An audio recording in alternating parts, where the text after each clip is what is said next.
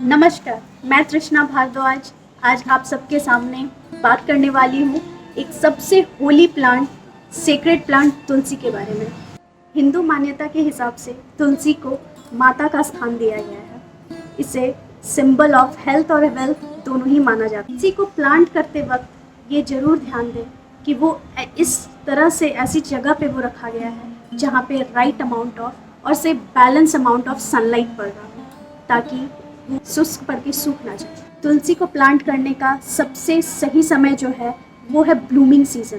Blooming season month March से लेकर अप्रैल तक होता है। सबसे शुभ समय माना जाता है, सबसे सही समय माना जाता है तुलसी को घर में स्थापित करने के लिए, घर में प्लांट करने के लिए। तुलसी का पौधा लगाना जितना ही आसान है उतने ही उसके अचूक फ़ायदे हैं।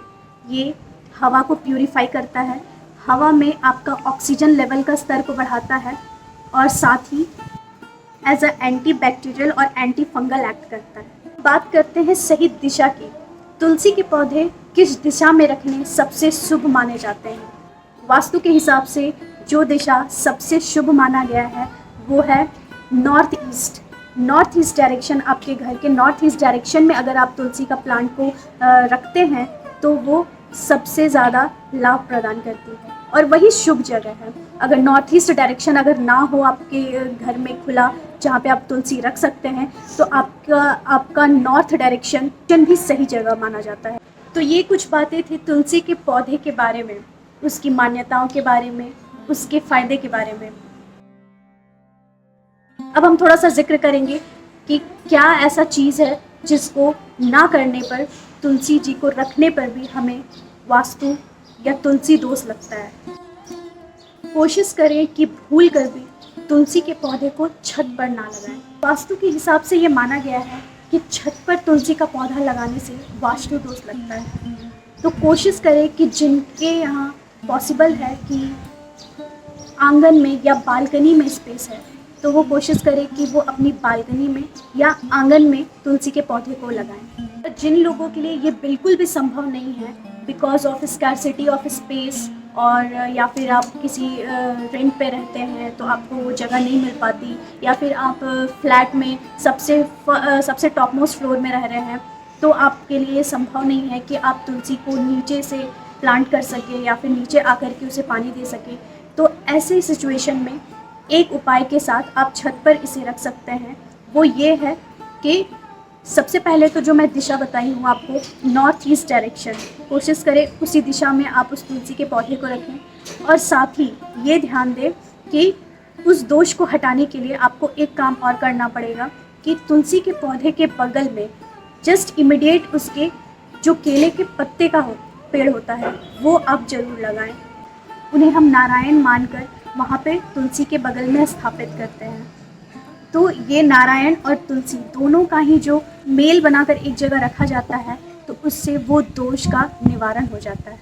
तो जिन लोगों को ये बिल्कुल संभव नहीं है वो लोग ये उपाय करके तुलसी के पौधे को छत पे रख सकते हैं। दूसरी बात जो आपको ध्यान देनी है वो है कि दिन रविवार, एकादशी, जब भी ग्रहण लगता है, वो चाहे अब वो सूर्य ग्रहण हो या चंद्र ग्रहण, और चौथा शाम का समय, ये 4 ऐसा वक्त होता है जिस वक्त आप तुलसी को बिल्कुल जल ना दें। तुलसी को जल देने से बचें और साथ ही तुलसी के पत्ते को छूने या तोड़ने से बचें, अन्यथा आपको तुलसी का दोष लग सकता है। तुलसी के फायदे मिलने से ज़्यादा आपको ये नुकसान पहुंचा सकता है। साथ ही तुलसी के पत्ते को कभी भी नाखूनों से ना तोड़ें। जब भी तोड़े उसे सॉफ्टली बिल्कुल स्किन से ऐसे प्लक करके उसको हटाएं, नाखून बिल्कुल ना लगाएं। अगर किसी कारणवश आपके घर की तुलसी सूख गई है या मुरझा गई है तो उसे कोशिश करें कि जल्द से जल्द उसे उस जगह से हटाकर और किसी होली रिवर में, किसी आपके नज़दीक जो भी होली रिवर होगा या पॉन्ड होगा उसमें उसे प्रवाहित कर दें, क्योंकि सूखी तुलसी रखना भी घर में दोष का कारण बनता है। एक बात का और ध्यान दीजिएगा, जब भी तुलसी का पौधा बढ़ते बढ़ते इतना बढ़ जाता है कि उसके ऊपर मंजर निकल आते हैं तो जल्द से जल्द उस मंजर को तोड़ करके हटा दें, अन्यथा वो मंजर जो है वो तुलसी के पौधे को शुष्क करके, बीमार करके और बिल्कुल सुखा देती है। तो ध्यान दें कि जितनी जल्द से जल्द हो सके मंजर को हटा दें।